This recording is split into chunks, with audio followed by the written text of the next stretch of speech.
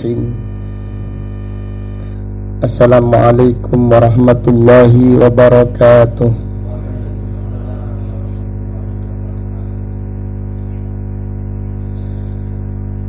Innal hamdalillah nahmaduhu wa nasta'inuhu wa nastaghfiruh wa na'udzu billahi min syururi anfusina wa min sayyiati a'malina. May yahdihillahu fala mudhillalah wa may yudlil fala hadiyalah. Wa ashhadu an la ilaha illallah wahdahu la syarikalah wa ashhadu anna Muhammadan abduhu wa rasuluh. Amma ba'du, fa inna asdaqal hadisi kitabullah wa khairal hadi hadi Muhammadin sallallahu alaihi wasallam wa syarrul umuri muhdatsatuha wa kullu muhdatsatin bid'ah wa kullu bid'atin dalalah wa kullu dalalatin finnar. Allahumma faqihna fid din. Allahumma inna nas'aluka ilman nafi'ah wa rizqan tayyibah wa amalan mutaqabbalah. Allahumma inna na'udzubika min ilmin la yanfa' wa min qalbin la yahsha' wa min nafsin la tashba' wa min da'watin la yustajabu laha. Alhamdulillah, pada malam yang berbahagia ini, yaitu malam Ahad tanggal 19 bulan Rabiul Akhir tahun 1444 Hijriah, dengan izin Allah Ta'ala kita melanjutkan kembali kajian kitab Al-Aqidah Al-Wasithiyah yang ditulis oleh Syekhul Islam Abdul Abbas Ahmad ibnu Abdul Halim ibni Abdissalam ibni Taimiyah rahimahullahu ta'ala rahmatan wasi'ah.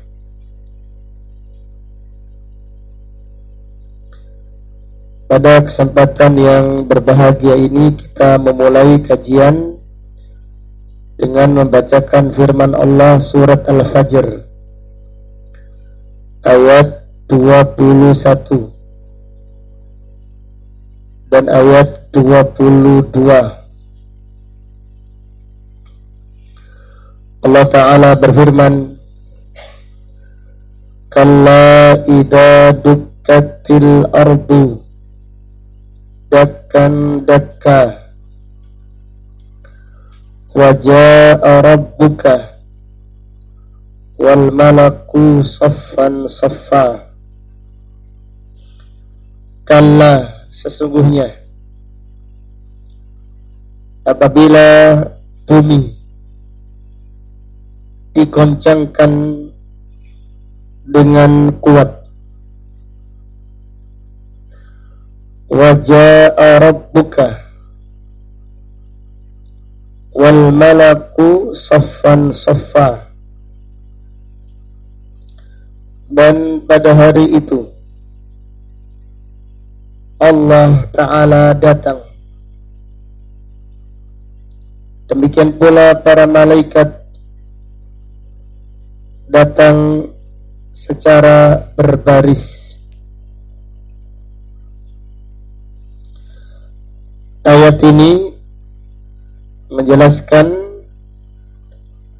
tentang peristiwa yang dahsyat pada hari kiamat, yaitu bumi diguncang dengan begitu dahsyat, sebagaimana Allah Ta'ala berfirman pada ayat yang lain, idza zulzilatil ardu zilzalaha, apabila bumi digoncangkan dengan kuat. Allah Ta'ala juga berfirman, ya ayyuhan nas ittaqu rabbakum, wahai manusia, bertakwalah kepada Tuhan kalian. Inna zalzalatas sa'ati syai'un azim, sesungguhnya goncangan pada hari kiamat adalah perkara yang sangat dahsyat. Yauma tarawunaha tadhalu kullu murdi'atin amma arda'at, pada hari itu kalian melihat wanita yang menyusui melepaskan anak yang disusuinya. Wa tada'u kullu dhati hamlin hamlaha, dan setiap wanita yang mengandung menggugurkan kandungannya karena dahsyatnya goncangan pada hari itu. Wa taran nasa sukara, dan kalian melihat manusia seperti dalam keadaan mabuk. Wa ma hum bisukara, padahal mereka tidak mabuk. Walakinna adzaballahi syadid, akan tetapi azab Allah sangat keras, yaitu kepada orang-orang kafir. Kita mengimani yaitu peristiwa goncangan pada hari kiamat. Dan ayat ini juga menjelaskan bahwasannya pada hari itu Allah datang untuk memutuskan perkara hamba-hambanya. Dan kita mengimani Allah datang secara hakiki, dan kedatangan Allah tidak sama dengan kedatangan manusia. Allah datang bukan berarti Allah membutuhkan tempat. Allah datang untuk memutuskan perkara hamba-hambanya, yaitu orang-orang yang beriman, supaya masuk surga, dan orang-orang kafir mereka dimasukkan ke dalam api neraka. Dan kita mengimani kedatangan Allah, yaitu dengan kedatangan yang hakiki. Jadi yang datang itu bukan rahmatnya atau bukan malaikat-malaikatnya, karena Allah berfirman dengan tegas, wa jaa rabbuka, dan pada hari itu datang Tuhanmu. Maka kita mengimani sifat datangnya Allah pada hari kiamat untuk memutuskan perkara hamba-hambanya, dan Allah tidak membutuhkan tempat, dan Allah Maha Suci dari membutuhkan sesuatu kepada hamba-hambanya. Kemudian ayat berikutnya, Itu surat Al-Furqan ayat 25. Surat Al-Furqan ayat 25. Allah Ta'ala berfirman, wa yawma tashaqqaqus sama'u bil ghamam wa nuzzilal malaikatu tanzila. Pada hari kiamat nanti langit-langit terbelah bil ghamam, yaitu dengan naungan awan. Wa nuzzilal malaikatu tanzila, dan ketika itu malaikat turun seluruhnya. Disebutkan di dalam riwayat bahasanya yang pertama kali pecah dan terbelah adalah langit dunia. Maka turunlah semua malaikat-malaikat yang ada di langit dunia, turun berbondong-bondong. Kemudian apabila penghuni langit dunia sudah turun semuanya, giliran langit yang kedua sampai langit tingkat yang ketiga, sampai langit yang ketujuh. Kemudian pada akhirnya turunlah malaikat-malaikat yang dekat dengan Allah, pemikul ars. Mereka turun, dan ketika itu Allah datang. Ketika itu Allah datang untuk memutuskan perkara hamba-hambanya. Jadi surat Al-Furqan ayat 25 dibawakan oleh penulis rahimahullah dan menjelaskan, yaitu ahlu sunnah wal jamaah mengimani sifat datangnya Allah pada hari kiamat, yaitu dengan kedatangan yang hakiki. Kita tidak boleh mentakwilkannya seperti kelompok Al-Asy'ariyah dan kelompok Al-Maturidiyah. Mereka mentakwilkan dengan takwil yang batil. Di Allah datang pada hari kiamat, mereka mengatakan yang datang itu bukan Allah, tapi yang datang adalah malaikat-malaikatnya. Mereka mengatakan yang datang itu bukan Allah, tapi malaikat-malaikat. Padahal ayatnya jelas, yang datang itu Allah, malaikat juga datang. Demikian, maka kita menetapkan sifatnya Allah dan jangan mentakwilkannya dengan takwil yang batil. Dan juga akidah ini menyelisihi akidahnya kelompok Al-Mu'tazilah dan kelompok Al-Jahmiyah. Kelompok Al-Mu'tazilah yaitu kelompok yang mengingkari sifat-sifat Allah. Demikian pula kelompok Al-Jahmiyah, itu kelompok yang mengingkari semua sifat-sifat Allah dan nama-nama Allah.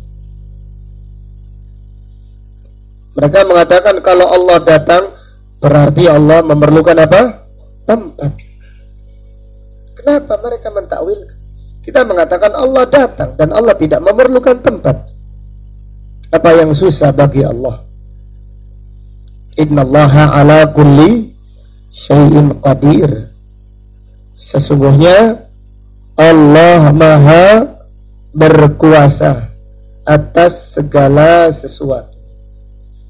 Jadi kita mengimani sifat Allah, dan sifatnya Allah tidak sama dengan sifatnya makhluk. Wallahu ta'ala a'lam. Kemudian ayat yang berikutnya, surat Al-Qasas ayat 88. Surat Al-Rahman ayat 27. Surat Ar-Rahman ayat 27. Allah Ta'ala berfirman, wa yabqa wajhu rabbika dzul jalali wal ikram, dan kekallah wajah Tuhanmu yang memiliki kebesaran dan kemuliaan. Surat Ar-Rahman ayat 27. Allah Ta'ala berfirman, wa yabqa, dan kekallah wajhu rabbika, wajah Tuhanmu, dzul jalali wal ikram, yang memiliki kebesaran dan kemuliaan. Pada ayat sebelumnya Allah Ta'ala berfirman, kullu man 'alaiha fan, semua yang ada di muka bumi akan hancur. Wa yabqa wajhu rabbika dzul jalali wal ikram, dan akan kekal wajah Tuhanmu yang memiliki kebesaran dan memiliki kemuliaan. Ayat yang berikutnya, surat Al-Qasas ayat 88. Allah Ta'ala berfirman, kullu syai'in halikun illa wajhah, segala sesuatu yang ada di alam semesta ini akan hancur, illa wajhah, kecuali wajah Allah. Segala sesuatu yang ada di alam semesta ini akan hancur, illa wajhah, kecuali wajahnya Allah. Ayat ini menjelaskan bahwasanya wajah Allah kekal. Demikian pula semua sifat Allah kekal. Demikian pula semua sifat Allah dan zat-Nya kekal. Jadi ayat ini tidak menjelaskan yang kekal hanya wajah Allah, kemudian yang lainnya hancur. Wajah Allah kekal, dan semua sifat-sifat Allah kekal. Karena Allah itu azali dan abadi di dalam zat-Nya, di dalam sifat-sifatnya. Artinya yaitu semua sifat-sifat Allah itu azali, tidak ada permulaannya, dan abadi, tidak ada apa? Kesudahannya.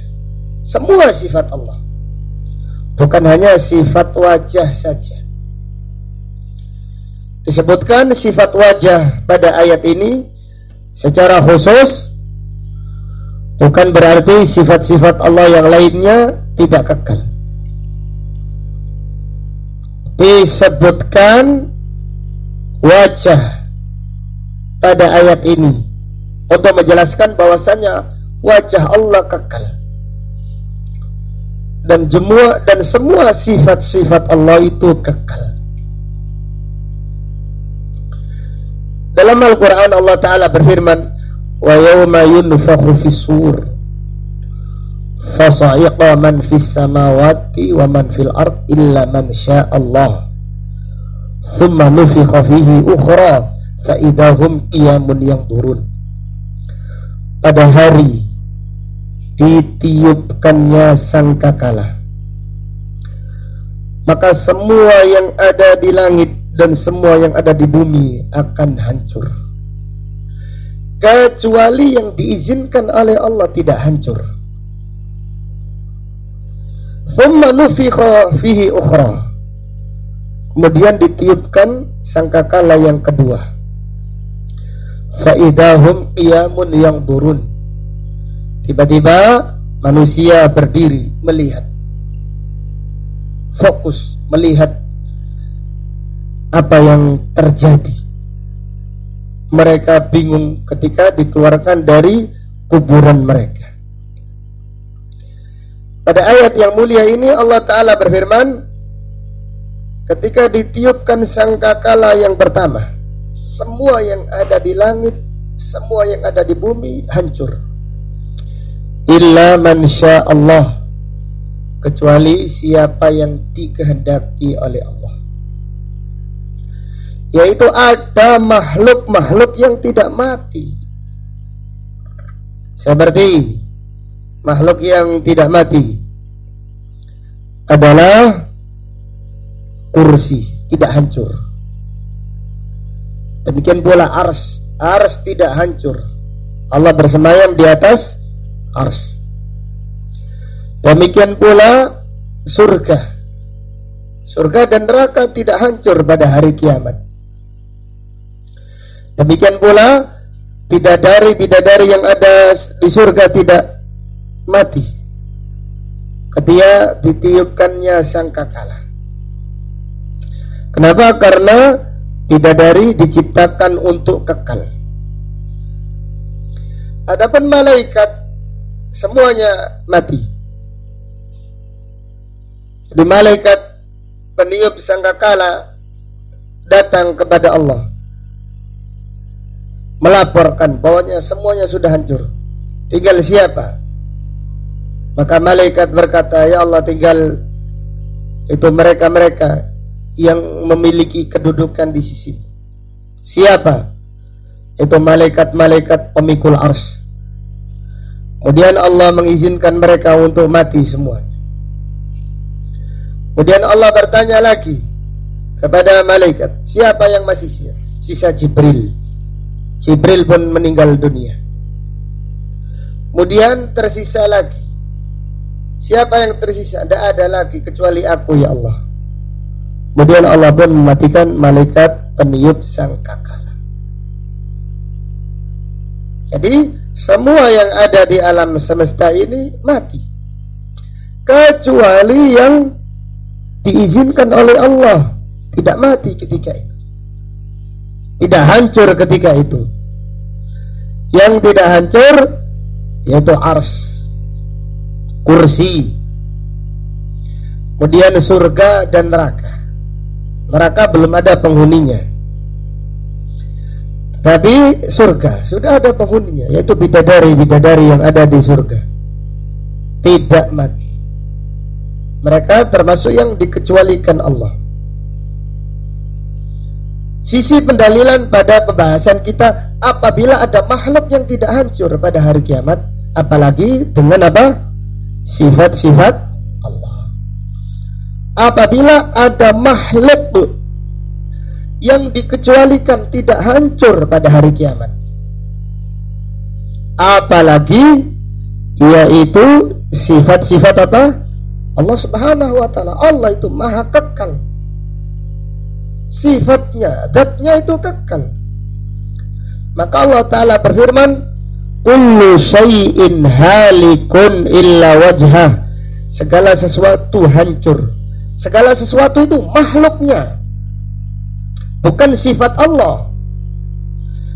Illa wajhah, kecuali wajahnya Allah. Wajahnya Allah kekal, zatnya Allah kekal, dan semua sifat Allah apa? Kekal. Jelas ya? Karena Allah itu azali dan abadi. Azali artinya maha awal, tidak ada apa? Permulaannya. Abadi, maha akhir, tidak ada apa? Kesudahannya. Jadi Allah itu azali di dalam zatnya, di dalam sifat-sifatnya. Maka apabila kita menyembah Allah, orang-orang beriman itu gembira menyembah Allah, karena yang disembah itu maha azali.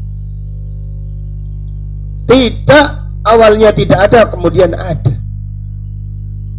Orang yang beriman itu gembira, senang, karena dia menyembah yang sesuai fitrah. Beribadah kepada Allah itu fitrah. Orang itu kalau keliru ibadahnya, maka terbalik fitrahnya. Kalau keliru kepada siapa dia beribadah, maka terbalik fitrahnya.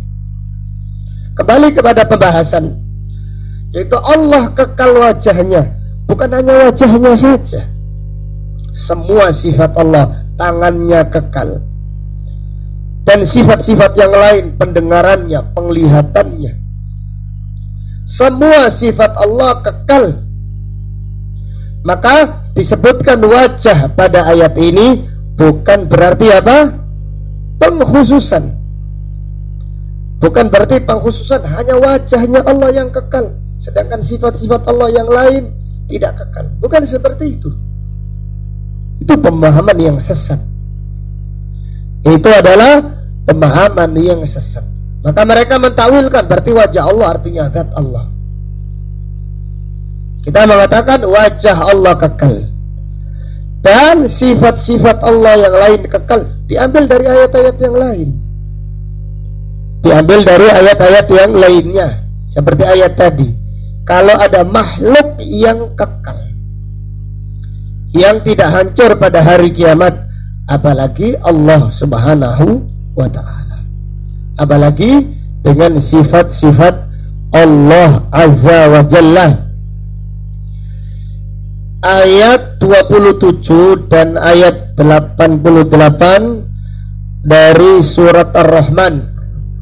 Ayat 27 dari surat Ar-Rahman dan ayat 88 dari surat Al-Qasas dibawakan oleh penulis rahimahullah untuk mengimani, untuk menetapkan sifat wajahnya Allah. Jadi ayat ini dibawakan untuk menjelaskan, untuk menetapkan sifat wajahnya Allah. Jadi ahlu sunnah wal jamaah mengimani bahwasannya Allah disifati dengan sifat wajah. Jadi Allah itu memiliki wajah. Maka Allah Ta'ala berfirman, wa yabqa wajhu rabbika, dan kekallah wajah Rabbmu. Maka kita mengimani Allah memiliki wajah. Kemudian wajah Allah artinya wajah. Jadi artinya wajah ya wajah, jangan ditakwilkan. Jadi wajah Allah artinya wajah. Jadi ahlu sunnah itu menetapkan sifat Allah, kemudian mengimani maknanya. Wajah ya artinya wajah. Tidak boleh ditakwilkan wajah Allah artinya zatnya, wajah Allah artinya kekuasaannya, wajah Allah artinya kemuliaannya. Ini adalah takwil yang batil.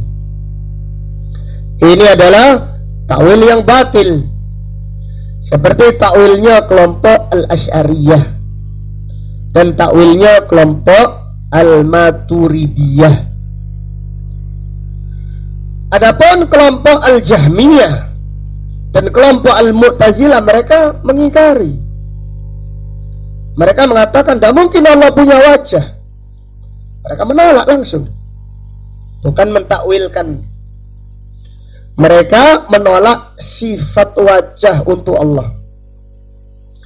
Mereka mengatakan kalau Allah memiliki wajah, berarti Allah sama dengan makhluk. Di kelompok Al-Jahmiyah dan kelompok Al-Mu'tazilah,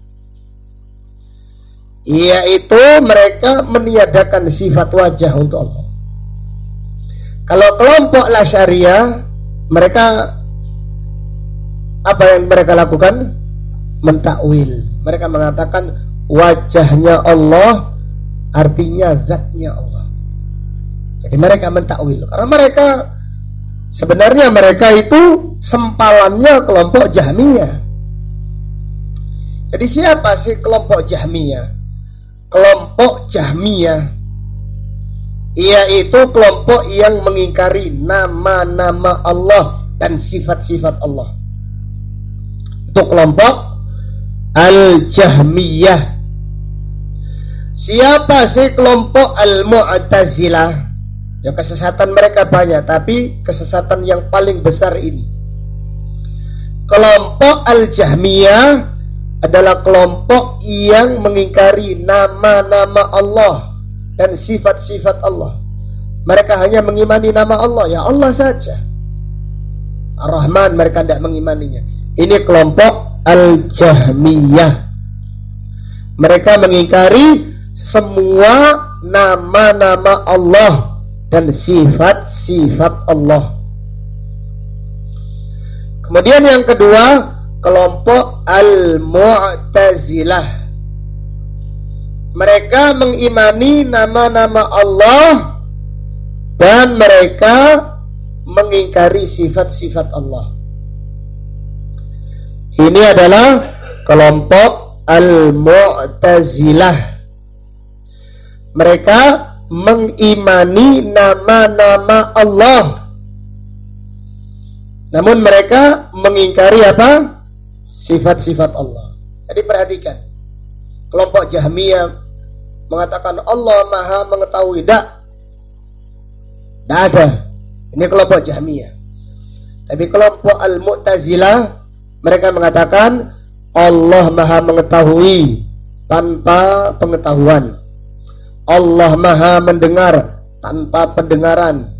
Allah Maha melihat tanpa penglihatan. Allah tidak memiliki wajah. Allah tidak memiliki tangan. Allah tidak disifati dengan sifat demikian. Ini kelompok Mu'tazilah. Ini adalah kelompok Al-Mu'tazilah. Kenapa mereka mengingkari? Kenapa mereka meniadakan sifat-sifat Allah? Alasan mereka supaya tidak menyamakan Allah dengan apa? Makhluk. Ini kelompok Al-Mu'tazilah. Dan tambahan faedah, kelompok Al-Mu'tazilah pendirinya namanya Bishr Al-Marisi, yang dijuluki oleh para ulama saudara kandungnya iblis. Bishr Al-Marisi, syaqiqu iblis. Kemudian Bishr Al-Marisi belajar kepada Jahm Ibnu Safwan. Jahm Ibnu Safwan ini pendiri Al-Jahmiyah. Jahm Ibnu Safwan belajar kepada Al-Ja'ad Ibnu Dirham. Ja'ad Ibnu Dirham. Ini kelompok Ja'ad Ibnu Dirham ini yang pertama kali menolak takdir. Tidak ada takdir. Allah tidak mentakdirkan peristiwa yang terjadi ini terjadi dengan sendirinya. Ini yang mencetuskan adalah Ja'ad Ibnu Dirham. Ja'ad Ibnu Dirham belajar kepada Bayan Ibnu Sam'an. Kita mengetahui sanadnya supaya kita tahu sesatnya kaum. Jadi Ja'ad Ibnu Dirham belajar kepada Bayan Ibnu Sam'an. Bayan Ibnu Sam'an belajar kepada Talut orang Yahudi. Talut belajar kepada Labid Ibnul A'sam. Labid Ibnul A'sam Yahudi yang menyihir Rasulullah Sallallahu Alaihi Wasallam. Jadi aliran sesat kembali kepada Yahudi. Maka itulah. Jadi terus Asy'ariyah itu siapa? Yang kelompok Al-Asy'ariyah adalah pengikutnya Abul Hasan Al-Asy'ari. Abul Hasan Al-Asy'ari ini akidahnya Mu'tazilah. Kemudian dia sudah bertaubat. namun pengikutnya sudah tersebar kemana-mana. Padahal pimpinannya sudah apa? Bertaubat kepada akidah Ahlus Sunnah wal Jamaah. Kelompok Al-Asy'ari menetapkan sifat Allah hanya 14. Maka mereka mengadakan yaitu pujian Allah wujud, qidam, baqa, mukhalafatu lil hawadisi, qiyamuhu binafsihi, wahdaniyah, qudrat, iradat, ilmun, hayyan, sama, basar, kalam, qadiran, muridan. Itu intinya 11. Wajah Allah tidak ada. Mereka menetapkan sifat Allah hanya 14. Ada yang 7, ada yang mengatakan 20, ada yang 7, ada 14, ada yang mengatakan 20. Sifat wajah mereka takwil. Kenapa mereka takwil? Mereka mengatakan kalau Allah memiliki wajah, maka wajah Allah sama dengan wajahnya apa? Makhluk. Berarti Allah sama dengan makhluk.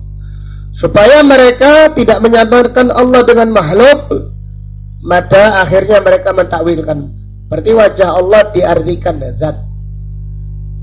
Kita mengatakan kalau kalian mengartikan wajah artinya zat, ya sama saja kalian menyamakan Allah dengan apa? Makhluk. Karena manusia juga punya zat, kita punya zat. Zat kita itu apa? Ya wujud kita ini zat. Mereka mengatakan zatnya Allah tidak sama dengan apa? Zatnya makhluk. Maka kita mengatakan wajahnya Allah tidak sama dengan wajahnya apa? Makhluknya muter saja. Maka kita mengatakan kita menjawab kepada kelompok Al-Jahmiyah. Kelompok Al-Jahmiyah mengatakan kalau Allah itu memiliki nama yang banyak, kalau Allah itu memiliki yaitu sifat, berarti Allah sama dengan makhluk. Terus apa? Mereka hanya menetapkan Allah yaitu zatnya Allah saja. Maka kita mengatakan pembahasan tentang zat sama dengan membahas apa? Sifat. Al-qawlu fi zat kal-qawli fi sifat.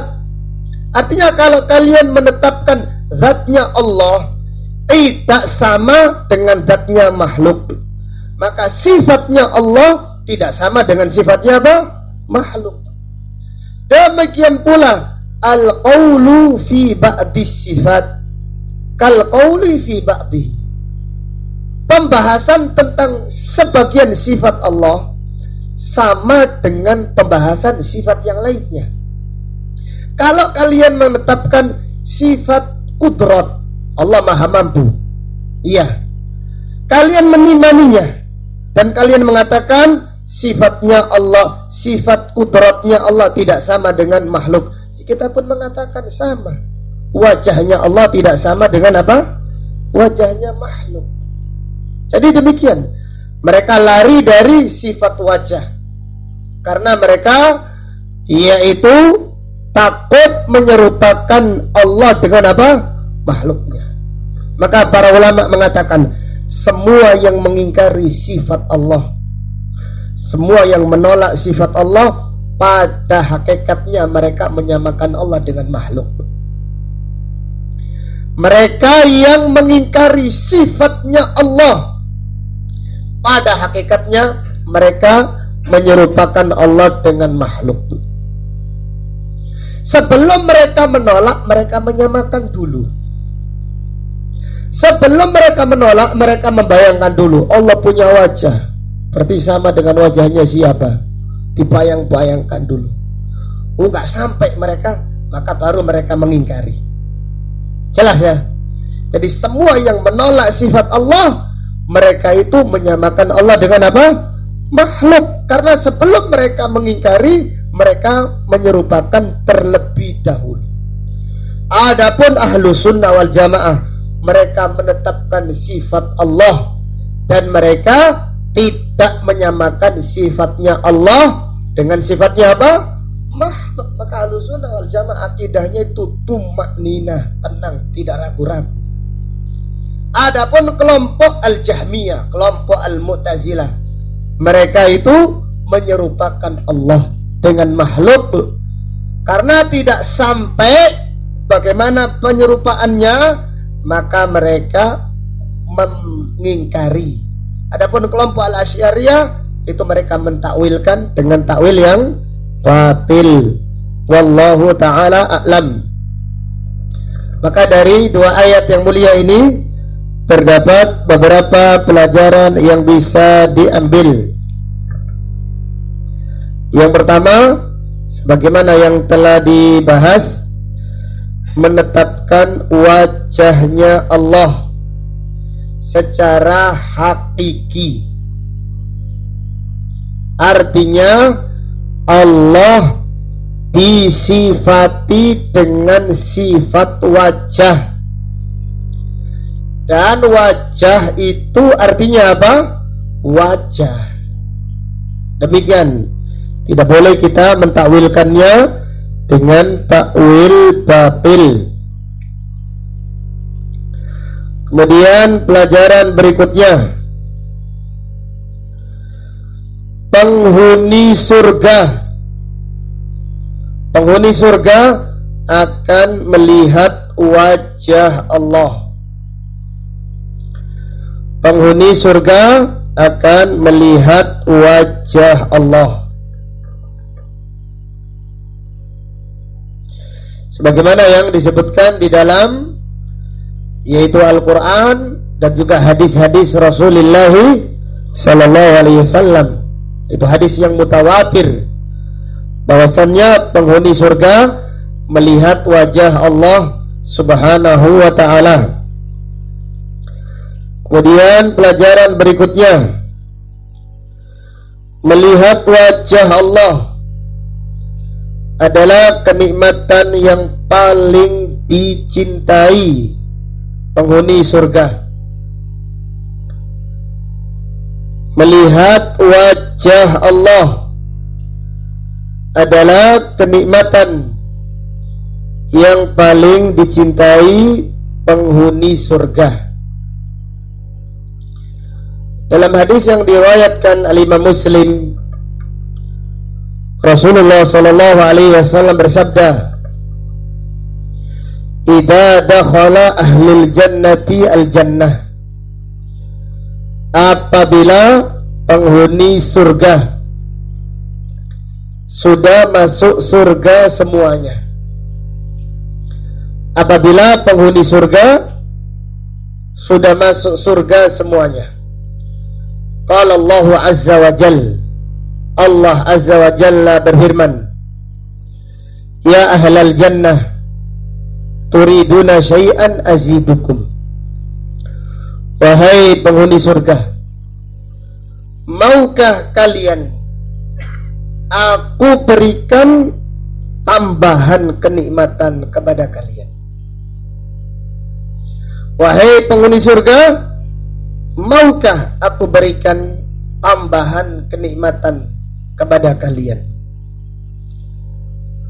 Penghuni surga itu sudah lupa.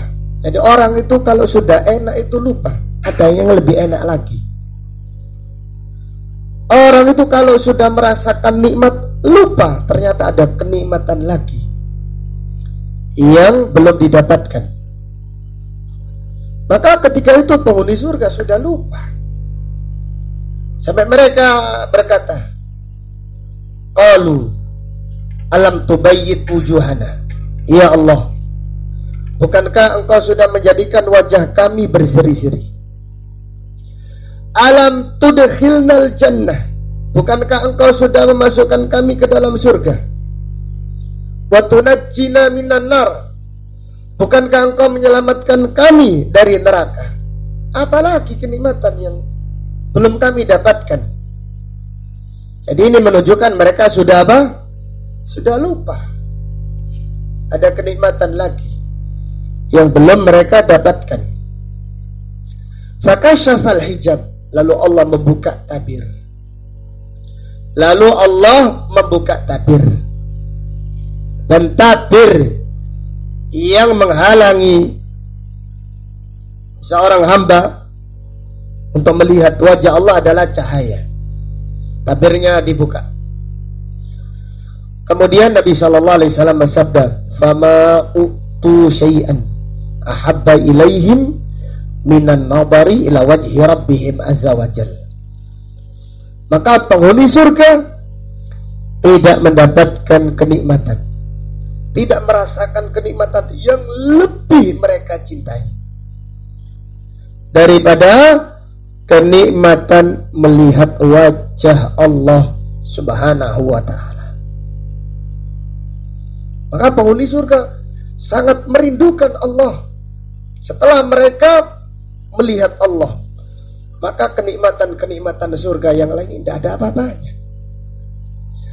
Karena nikmat melihat itu nikmat, apalagi melihat, yaitu pemilik alam semesta.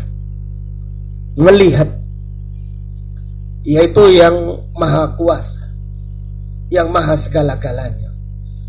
Jangankan melihat Allah, melihat para nabi dan para rasul adalah kenikmatan yang sangat agung. Apalagi melihat Allah Subhanahu wa ta'ala. Jadi nikmat melihat wajah Allah adalah nikmat yang paling dicintai penghuni surga. Jadi kenikmatan melihat wajah Allah Subhanahu wa ta'ala adalah kenikmatan yang paling dicintai penghuni surga. Maka ada di antara penghuni surga yang melihat wajah Allah setiap hari Jumat. Ada yang beberapa hari sekali. Dan yang paling banyak itu mereka melihat Allah setiap pagi dan setiap petang. Yang paling banyak yaitu penghuni surga melihat wajah Allah, yaitu mereka melihatnya setiap pagi dan setiap petang. Maka kenapa? Yaitu Allah memerintahkan kepada kita. Itulah rahasianya. Kenapa Allah memerintahkan kita membaca zikir pagi dan petang. Allah Ta'ala berfirman, "Ya ayyuhalladzina amanu uzkurullaha zikran katsira." Wahai orang-orang yang beriman, berzikirlah, mengingat Allah dengan zikir yang banyak. Wasabbihuhu bukratan wa asilah. Dan bertasbihlah, memuji Allah di pagi hari dan di sore hari. Di pagi hari setelah sholat subuh, sebelum matahari apa? Terbit. Dan di sore hari setelah sholat asar, sebelum matahari apa? Terbenam. Demikian. Maka kita mengimani Allah memiliki wajah. Dan wajah Allah tidak sama dengan wajahnya apa? Makhluknya. Kemudian kita mengimani bahwasannya penghuni surga akan melihat wajah Allah. Dan kita mengimani bahwasannya kenikmatan yang paling agung, kenikmatan yang paling agung adalah kenikmatan melihat wajah Allah Subhanahu wa ta'ala. Kemudian pelajaran berikutnya,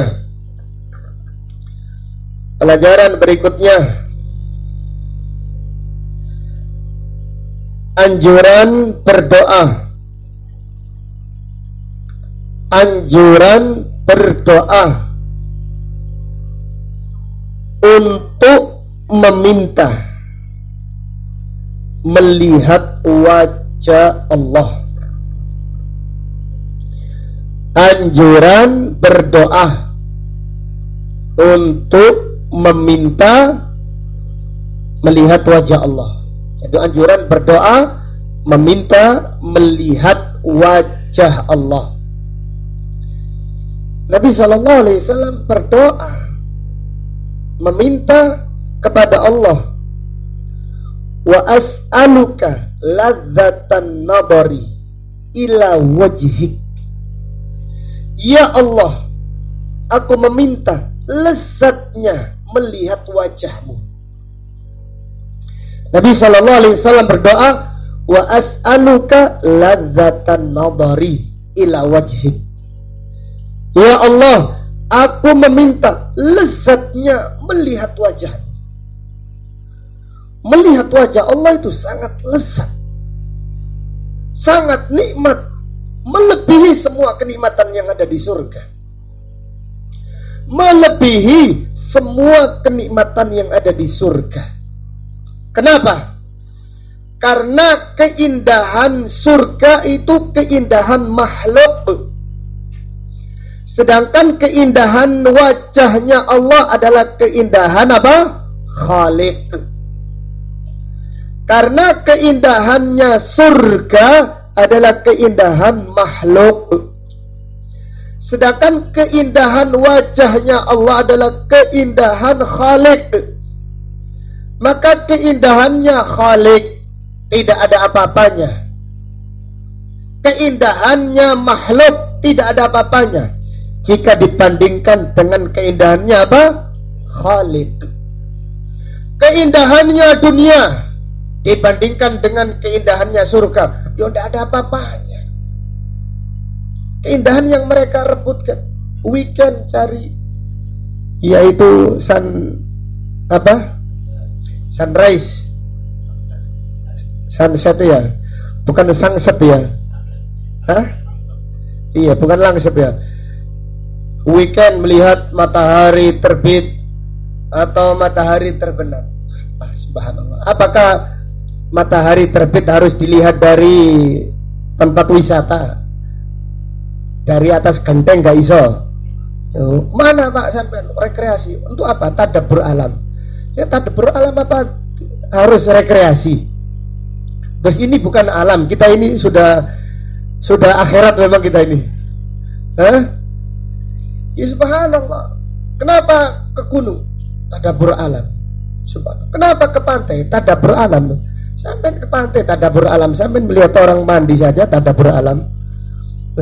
Ini dari mana? Tadabbur itu subhanallah. Di antara ibadah yang kita tinggalkan itu tadabbur. Allah Ta'ala berfirman, wa fi anfusikum afala tubsirun. Terhadap diri kalian, apakah kalian tidak mentadabburinya? Jangan jauh-jauh. Cukuplah kita melihat pergantian siang dan pergantian malam. Inna fi khalqis samawati wal ardi wa ikhtilafil laili wan nahar la ayatin liulil albab. Jadi demikian. Kembali kepada pembahasan. Keindahannya dunia dibandingkan keindahan akhirat apa? Oh, tidak ada apa-apanya. Nabi SAW bersabda, wala nasifuha, jilbabnya bidadari, jilbabnya saja, bukan wajahnya ya, jilbabnya saja, khairun minad dunya wa ma fiha, lebih baik daripada dunia dan seisinya. Itu jilbabnya bidadari. Maka silahkan rindu ngiler supaya bertemu dengan apa? Bidadari. Merindukan bidadari itu perintah Allah. Itu adalah sunnah Rasulullah sallallahu alaihi wasallam. Jadi yang merindukan bidadari itu sunnah. Hasan al-Basri berkata, ya ma'syaras sabab, wahai pemuda. Dan Pak Wi ini masih muda, Pak Wi ini. Ya ma'syaras sabab, rindukanlah bidadari. Rindukanlah bidadari yang jilbabnya saja lebih baik daripada dunia dan sisinya. Demikian. Bidadari sebagaimana di dalam riwayat Imam Bukhari, kata Nabi SAW, lau tala'at ila ahli dunia, kalau bidadari melihat ke dunia, la mala'at la adha'at ma bainahuma, maka wajahnya ini akan menyinari antara bumi dan langit. Wala mala'at ma bainahuma rihan, dunia ini akan harum semerbak. Jadi demikian, kalau sekiranya bidadari itu melihat ke dunia, itu bidadari, itu kenikmatannya bidadari, itu indahnya dunia, tidak ada bandingannya dengan keindahan apa? Surga. Indahnya surga dibandingkan dengan indahnya wajah Allah tidak ada apa-apanya juga. Kenapa? Karena indahnya surga adalah indahnya apa?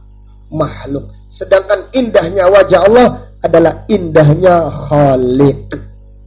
Demikian. Maka itulah kenapa penghuni surga, yaitu mereka mencintai, kenikmatan yang paling mereka cintai adalah nikmat melihat wajah Allah Subhanahu wa ta'ala. Kemudian yang kedua, kenapa kenikmatan melihat wajah Allah adalah kenikmatan yang paling dicintai oleh penghuni surga? Yang kedua, karena penghuni surga lebih mencintai Allah daripada mencintai surga. Karena penghuni surga lebih mencintai Allah dari mencintai surga itu sendiri. Karena kita tidak menyembah surga, kita ini menyembah Allah. Kita mencintai surga, kita mencintai penghuni surga, kita mencintai semua kenikmatan yang ada di surga. Kita berharap yaitu dimasukkan oleh Allah ke dalam surga. Tetapi orang-orang yang beriman lebih mencintai Allah dari mencintai semua yang ada di dalam apa? Surga. Allah Ta'ala berfirman, walladzina amanu asyaddu hubban lillah. Dan orang-orang yang beriman, kecintaannya yang paling besar, yang paling kuat adalah cinta kepada Allah Subhanahu wa ta'ala. Demikian. Jadi kalau rindu itu sudah ada, kenikmatan yang lain tidak terasa. Jadi contoh, seorang anak merindukan ibunya. Seorang anak bertahun-tahun di luar negeri merindukan ibunya. Seorang ibu yang merindukan anaknya. Kemudian yaitu bertemu. Kenikmatan yang lain itu tidak ada artinya. Makan, minuman tidak ada. Masih kalah dengan kenikmatan rindu tadi, bertemu tadi. Nabi Yusuf alaihissalam tidak bertemu dengan ayahnya itu 40 tahun. Nabi Yusuf tidak bertemu dengan ayahnya itu 40 tahun. Saking rindunya ayah dengan anak. Padahal Yakub itu buta. Berkata, inni la ajidu riha Yusuf laula an tufannidun. Aku mencium baunya Yusuf. Kalau kalian tidak mengatakan aku bodoh, aku ini benar-benar mencium baunya Yusuf. Ini saking rindu. Itu ada. Itu bukan khurafat, itu ada. Saking rindunya itu tercium. Anaknya berkata, qalu tallahi innaka lafi dhalalikal qadim. Wahai ayah, engkau itu sudah buta 40 tahun yang lalu. Kok engkau rindu? Kok engkau mencium baunya Yusuf? Itu kondi gitu loh, maksudnya kayak gitu. Kemudian setelah rombongan datang, dilemparkanlah bajunya Nabi Yusuf. Tiba-tiba ayahnya melihat seperti semula. Baru berkata anak-anaknya, ya abana astaghfir lana inna kunna khati'in. Ya wahai ayah, mohonkanlah ampun kepada Allah untuk kami. Kami ini adalah orang-orang yang salah. Demikian. Ada seorang ulama namanya Yahya atau siapa lupa, tapi kisahnya sahih. Ketika dia menikah, habis malam pertama dia safar ke Madinah belajar kepada Imam Malik belasan tahun sampai anaknya besar. Anaknya besar, ibunya berkata, wahai anakku, berangkatlah kepada imam, menghadiri majelis Imam Malik, kamu akan menemui ayahmu di sana. Jadi lihatlah sabarnya orang dahulu. Sabarnya orang dahulu, ditinggal 17 tahun, kang golek apa? Kang golek mana wanita saya tinggal setahun aja wis bingung wis ada. Iya, bingung enggak? Iya. Mancal-mancal ya. Berkata pada anaknya, sang ibu, wahai anak, kelek ono bapakmu, dok majelis Imam Malik. Anaknya datang, sang ayah berkata, aku mencium baunya anak. Itu fitrah itu, al-arwahu junudun mudannadah. Roh itu mengenal antara satu dan yang lain.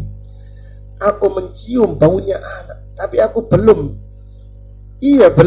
menanyakannya. Ditonton, ini anak saya ini berita. Pada 17 tahun atau belasan tahun tidak ketemu. Itu rindu. Rindu itu subhanallah. Jadi rindu itu memang wujudnya ada. Maka setelah selesai kajian, datang itu, kamu segini, ini demi, ya Allah anakku betul. Dipeluk dengan pelukan yang sangat erat, yang sangat hangat. Kerinduan ayah terhadap anaknya yang belasan tahun, yaitu sabar-sabari di jalan menuntut ilmu. Demikian, ini rindu manusia dengan manusia. Rindu anak dengan ibu, ibu dengan anak, ayah dengan anak. Bagaimana rindunya seorang hamba dengan Allah. Maka sebagian ulama mengatakan, jika penghuni surga tidak melihat Allah, penghuni surga akan tersiksa seperti penghuni neraka. Karena selama di dunia kita menyembah siapa? Maka yaitu akidah yang mengatakan tidak bisa melihat Allah, itu akidah yang sesat.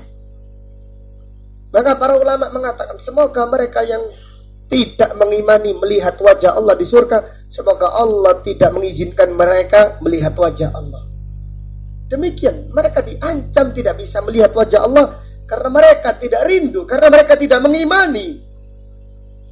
Di antara dai-dai kondang yang yaitu followernya banyak sekali, ketika membaca ayat ini, wa yabqa wajhu rabbika dzul jalali wal ikram, meremehkan. Kalau kita mengimani sifat wajah, berarti Allah itu seperti Angry Bird katanya. Naudzubillah. Maka kita jelaskan tadi, wajah Allah kekal dan semua sifat Allah apa? Kekal. Maka mereka ingin mencibir saja. Itu mereka mencibir, yaitu akidah ahlu sunnah wal jamaah. Maka dai-dai yang menyimpang seperti itu jangan dilihat walaupun YouTube-nya banyak yang menonton karena saking lucunya. Di samping ini akidahnya harus dijaga. Karena berapa banyak orang yang awalnya kepingin tahu, pada akhirnya ikut-ikutan. Awalnya kepingin tahu karena kata-katanya indah, kata-katanya membius, menghipnotis, kadang menyedihkan, kadang menghibur, kadang menidurkan. Kata Syekh Walid, apabila dai seperti itu ya persis film India. Kadang-kadang nangis, kadang-kadang apa? Yaitu tertawa. Itu ada dai saking pinternya menghipnotis jamaahnya dijadikan tertawa semuanya. Kemudian pembahasan yang lain dengan kalimat yang menyedihkan, jamaahnya sedih. Kemudian jamaahnya menangis. Kemudian saking sedihnya jamaahnya ditidurkan. Kemudian ketika tidur dibangunkan lagi. Ya apa faedahnya? Apa manfaatnya kalau akidahnya tidak benar? Karena ucapan dai itu sangat berpengaruh. Maka para ulama dahulu kalau mau belajar bertanya, kepada siapa saya belajar? Seperti itu. Apalagi kita sekarang YouTube ini seliweran. Jangan melihat YouTube kecuali kalau kita tahu ini ustadz yang istiqamah di atas akidah. Kalau belajar, kalau terpaksa melihat ustadz yang kondang yang lurus di atas sunnah. Jangan ustadz yang suka demo, suka bahas masalah politik, suka membahas ini yang akidahnya menyimpang sampai melecehkan, yaitu sifat Allah Subhanahu wa ta'ala. Orang-orang yang semacam itu kita abaikan sudah. Karena ini perintah Rasulullah sallallahu alaihi wasallam. Nabi sallallahu alaihi wasallam bersabda, "Wa inna ma akhafu ala ummati al-a'immatal mudillin." Yang paling aku khawatirkan kepada umatku adalah imam-imam yang menyesatkan umat. Wallahu ta'ala a'lam. Demikian, yaitu ayat ini dibawakan penulis untuk menjelaskan, yaitu menetapkan sifat wajahnya Allah. Dan wajahnya Allah tidak sama dengan wajahnya apa? Makhluk. Penghuni surga melihat wajah Allah, dan kenikmatan melihat wajah Allah adalah kenikmatan yang paling dicintai apa? Penghuni surga. Kemudian di antara faedah yang bisa diambil, penghuni surga bertemu dengan semua para nabi dan para rasul. Penghuni surga bertemu dengan semua para nabi dan para rasul. Sisi pendalilannya, apabila penghuni surga bertemu dengan Allah, apalagi bertemu dengan apa? Para nabi dan apa? Para rasul. Dan ada ayat yang lain yang tegas yang menyatakan bahwasanya penghuni surga akan bertemu dengan semua para nabi dan para rasul. Jadi untuk pertemuan itu kita tidak apa-apa capek di dunia. Untuk pertemuan itu tidak mengapa kita capek-capek di dunia. Kenapa? Kita menuntut ilmu. Kenapa kita istiqamah di atas sunnah? Karena kita kangen dengan para nabi dan apa? Para rasul. Dan lebih lagi kita kangen untuk melihat wajah Allah subhanahu wa ta'ala. Allah ta'ala berfirman, "Wa may yuti'illaha war rasul faulaika ma'al ladina an'ama Allahu 'alaihim minan nabiyyin was-siddiqin wasyuhada'i was-salihin wa hasuna ulaika rafiqa." Siapa yang mentaati Allah dan Rasulnya, maka mereka di surga bersama para nabi, para siddiqin, para syuhada dan para salihin, dan mereka itu adalah sebaik-baik teman di surga nanti. Maka kita berdoa semoga Allah mempertemukan kita di surga nanti dengan para nabi dan para rasul, dan juga dengan nabi kita yang tercinta yaitu Nabi Muhammad sallallahu alaihi wasallam. Dan semoga Allah memberikan kepada kita kenikmatan yang paling dicintai penghuni surga, yaitu kenikmatan melihat wajah Allah Ta'ala. Amin ya rabbal alamin. Demikian apa yang dapat disampaikan pada kajian malam ini. InsyaAllah akan kita lanjutkan pada pengajian yang akan datang. Wallahu ta'ala alam. Kalau ada pertanyaan saya persilahkan. Barakallahu fikum.